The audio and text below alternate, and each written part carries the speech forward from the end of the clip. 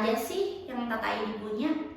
Sebelumnya aku Esti dan di sini ada konsultan kearsipan kita.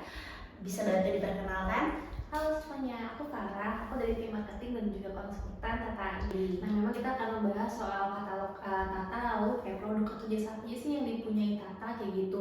Lalu kayak misalkan produk atau jasa arsipan, mulai dari arsipan, aplikasi yang menyesuaikan di era digital saat ini, gitu Mbak Esti. Oke, berarti kita kan memang mau membahas terkait katalog apa saja yang Tata ID punya seperti itu. Mungkin kita langsung aja ya ke tahap tanya-tanya Mbak Farah seperti itu, di mana beliau ini merupakan konsultan sekaligus marketing yang ada di Tata ID seperti itu. Saya ingin tanya nih Mbak, solusi apa aja sih yang sebenarnya ditawarkan oleh Tata ID yang dalam bentuk katalog itu? Gitu. Nah, memang kita tuh biasanya kan memang kearsipan dan juga teknologi ini ya teman-teman. Jadi barang-barang yang kita punya itu lengkap untuk kearsipan, baik itu untuk kearsipan maupun perkantoran. Jadi misalkan mulai dari map folder, gantung, lalu box arsip itu customize, bisa logonya sesuai dengan perusahaan ataupun instansi masing-masing, ataupun mau warnanya standar arsip ataupun mau warna atau bahan yang berbeda kayak gitu, mau sesuai warna logo perusahaannya atau bagaimana. Lalu ada filling kabinet dan juga sampai untuk perlengkapan lainnya, mulai dari perlengkapan fotokopi, scanner, printer dan lain-lain itu kita ada juga bisa seperti itu. Jadi menyesuaikan juga kebutuhannya, seperti misalkan butuh scanner dengan ukuran-ukuran kertasnya misalnya ada dari A4 sampai F4 gitu, ataupun sampai ke buku-buku yang besar, buku-buku yang lama, modul ataupun peta, itu kita bisa juga menyesuaikan sesuai dengan kebutuhan calon pelanggan seperti itu. Nah, menarik banget nih kalau misalkan tadi ada disebut juga scanner kayak gitu ya. Itu gimana sih Mbak kalau misalkan nih dari customer sendiri tuh ada kebutuhan untuk arsip yang sekiranya itu tebal dan emang nggak bisa untuk dilakukan scan secara langsung, itu kira-kira gimana solusinya Mbak? Nah, memang kita perlu melakukan survei terlebih dahulu ya untuk melihat nih bahan pustakanya atau arsipnya itu seperti apa, karena kita menyesuaikan juga nanti dengan scannernya kayak begitu, serta request dari pelanggannya jika memang kayak bahan pustakanya ini ataupun dari arsipnya sendiri ini apakah bisa kita buka, apakah bisa kita dedel gitu maksudnya, supaya kita bisa men-scan per halaman kayak gitu, karena berbeda juga nanti scanner yang akan yang akan digunakan gitu. Kalau misalkan scanner yang gede atau scanner yang jumbo kayak gitu, itu kita nggak perlu lagi mendedel atau membuka bahan pustaka ataupun arsipnya. Jadi kita punya scanner namanya scanner overhead kayak gitu. Jadi kameranya itu di atas teman-teman. Jadi kita nggak perlu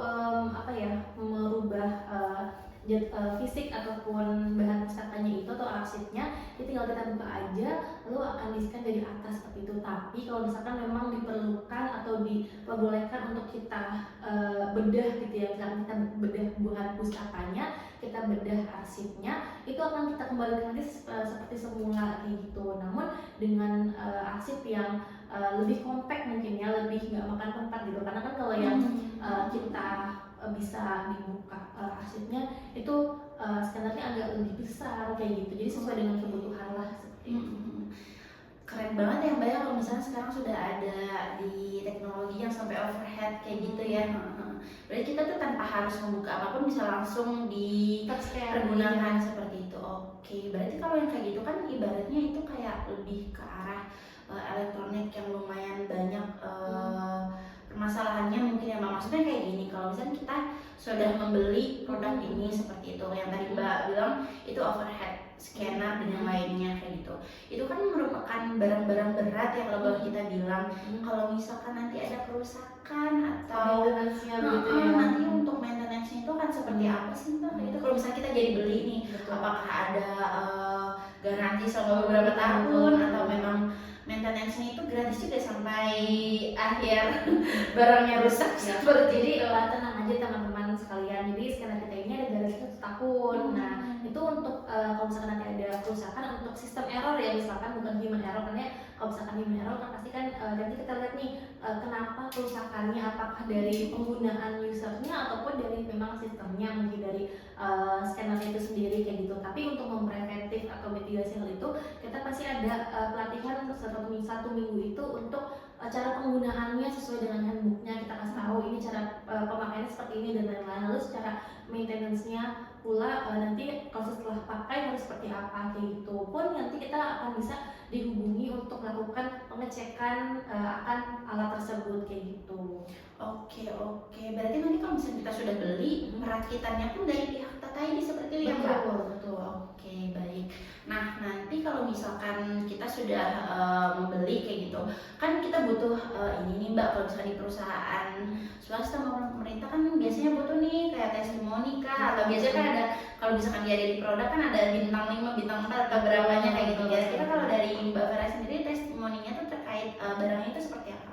Nah, kita juga banyak pengalaman untuk melakukan alih media di beberapa instansi juga, seperti misalkan di Arsip Nasional Republik Indonesia kayak gitu, maupun di instansi-instansi lain untuk melakukan alih media kayak gitu, dan sangat amat membantu sih untuk melakukan karena memang komponen utama yang untuk melakukan alih media dengan scanner ini kayak gitu, dengan bermacam-macam kebutuhannya sesuai dengan arsip yang mau mereka scan nih kayak gitu. Misalkan arsip-arsip kuno yang memang tipis, lalu juga kertasnya lebih besar daripada HPS kayak gitu, walaupun arsip peta, blueprint dan lain-lain itu akan terbantu dengan menggunakan scanner ini kayak gitu, dengan setiap spesifikasinya sampai 600 dpi dan juga kecepatannya sampai 60 ppm, itu menjaga kualitas banget terkait hasil dari scan arsip tersebut gitu. Jadi sejauh ini kalau saya jawab sebagai marketingnya gitu ya, pastinya bagus kayak gitu. Tapi kalau misalkan teman-teman nggak percaya, pengen lihat langsung nih barangnya atau apa, kita bisa ada workshop, kita bisa ada kunjungan workshop, karena kebetulan sekarang kantor kita bisa mengadakan demo scanner Mbak. Jika misalkan mau, kita bisa kunjungan untuk workshop kayak gitu. Wih, keren banget ya Mbak kalau kayak gitu. Tapi untuk masuknya sendiri nih gratis atau perlu kayak gimana nih Mbak?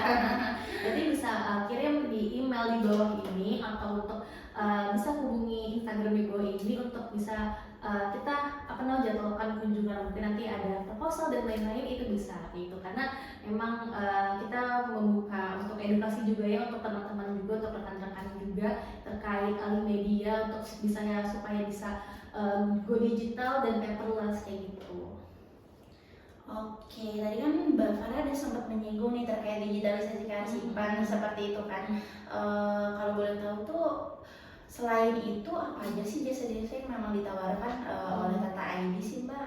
Gitu. Pastinya utamanya sudah pasti penataan ya, penataan sudah pasti, dan juga alih media kayak gitu. Itu runtutan bidang kearsipan yang tidak bisa lepas lah, itu komponen utamanya. Karena kami juga percaya bahwa birokrasi di negeri kita ini bisa lebih cepat go digital dan juga paperless kalau misalkan kita melakukan penataan di semua aset fisiknya kayak gitu. Kita melakukan penataan dan juga alih media. Mungkin yang sudah rekan-rekan di episode sebelumnya nih udah ngejelasin kayak gitu, aset fisik itu entah kedepannya akan menjadi pertanggungjawaban ataupun bukti kayak gitu. Meskipun artinya itu tidak hanya selembar kertas gitu, maknanya itu tidak hanya seperti itu begitu. Jadi memang untuk melakukan atau jasa-jasa itu ada di penataan juga alih media dengan rangkaian-rangkaian, mulai dari kita lakukan survei, kita melakukan meeting terlebih dahulu, lalu kita ada penataan itu biasanya manuver dan lain-lain. Lalu alih media itu kita ada restorasi dan refolio, kita ada scanning, QC juga gitu. Jadi itu sih komponen-komponen itu. Lalu untuk pendukung lainnya mungkin seperti fumigasi gitu. Jadi kita memang paket lengkap nih Mbak untuk melakukan jasa-jasa. Keren banget ya Mbak ya.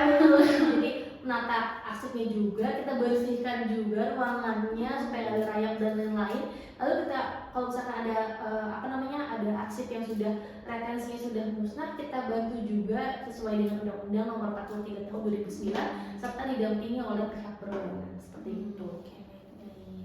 Oke, tadi kan aku udah sempat mention satu kata nih, tadi itu ada disebutin juga salah satu aplikasi gitu. Nah, itu gimana sih Mbak, maksudnya aplikasi apa? Apakah itu aplikasi, kan yang saya tahu sekarang ini kan adanya Srikandi seperti itu, apakah itu ada kaitannya dengan itu atau ini berbeda atau berdiri sendiri seperti itu? Betul. Jadi kita bergerak di bidang kearsipan dan juga di bidang IT gitu. Antara lain kami bisa membuatkan modul ataupun kita mengembangkan nih aplikasi yang sudah ada. Karena kan kalau misalkan untuk secara umumnya memang kita tidak boleh mengisi lagi yang sudah ada atau Sri Kandi itu kan, tapi semisal dari berbagai khususnya untuk di pemerintahan ya, ada aplikasi dan lain-lain, tapi sudah mangkrak atau sudah terhenti kayak gitu, kita bisa membantu menjadi pihak ketiga untuk mengembangkannya lagi gitu. Entah itu dikembangkan secara modulnya ataupun bisa menambah keintegrasi dengan AI seperti itu. Tapi kita sendiri juga bisa membuatkan aplikasi juga seperti IDRMS. Aplikasi ini untuk pengelolaan yang tidak hanya di metadata-nya tapi juga soft copy. Jadi semuanya itu ada seperti itu. Nah, untuk aplikasi yang baru kita rampung selesaikan juga itu ada di sektor notaris. Mungkin teman-teman juga udah tahu notaris ini pekerjaannya sangat amat terkait dengan arsip fisik ya, karena kan perlu tanda tangan basah kayak gitu. Jadi kita bantu untuk melakukan sistem kearsipannya supaya lebih tertata seperti itu. Dan perlu diingat juga untuk pekerjaan seperti notaris ini kan output dan juga outcome ini kan sangat confidential ya. Jadi perlu kredibilitas untuk menangani hal tersebut. Dan alhamdulillahnya nih untuk Tata sendiri kita sudah terakreditasi memuaskan dari Arsip Nasional Republik Indonesia. Dulu kita sudah memperbaharui standar ISO kita, ISO 9001. Lalu untuk di sistem manajemen keamanan informasi sendiri di ISO 27001 kayak gitu. Jadi alhamdulillah kita sudah kredibel untuk hal tersebut kayak gitu, untuk keamanan informasi ya seperti itu. Oke, baik. Berarti kalau misalkan untuk pekerjaan notaris itu memang benar-benar sangat terikat dengan dokumen fisik ya kayak gitu. Kalau untuk proses kebapaannya ya Mbak ya kayak gitu. Kalau untuk AI-nya sendiri itu seperti apa Mbak?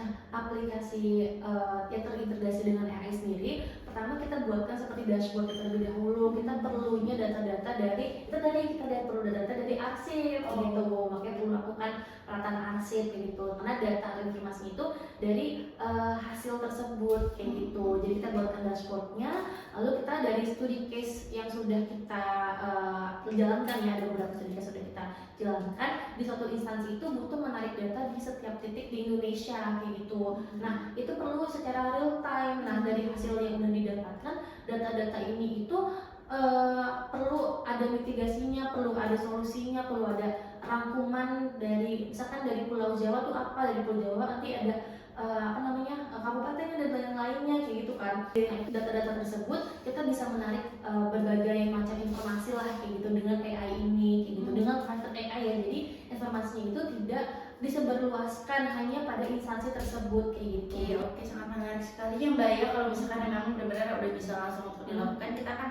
akan lebih dipermudah dengan adanya AI ini seperti itu. Jadi benar-benar sangat bermanfaat sih ya Mbak ya kayak gitu. Ternyata selain dari yang tadi Mbak sebutin katalognya itu kayak ada barang-barang, ternyata ada jasa-jasa juga ya, ternyata ada aplikasi juga. Keren banget ternyata, karena posisinya kan kalau yang katalog itu kan biasanya isinya hanya ya udah barang-barang aja kayak gitu. Ternyata ini banyak banget dan sangat kompleks seperti itu.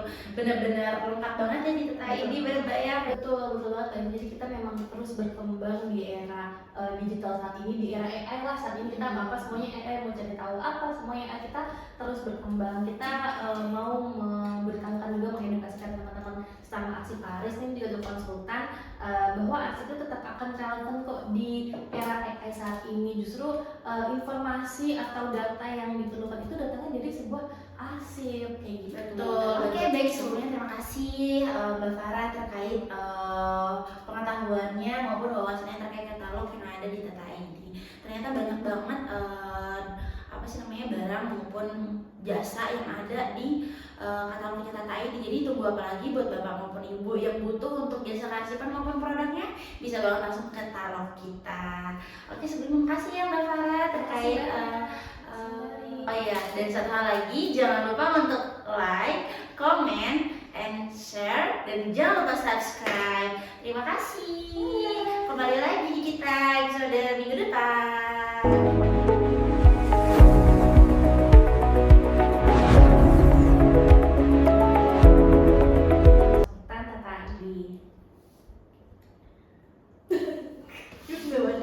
Yang mana sih?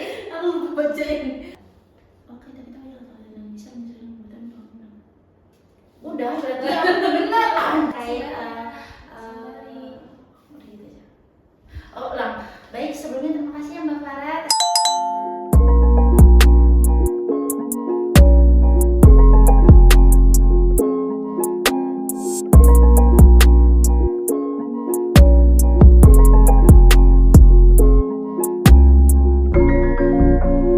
Thank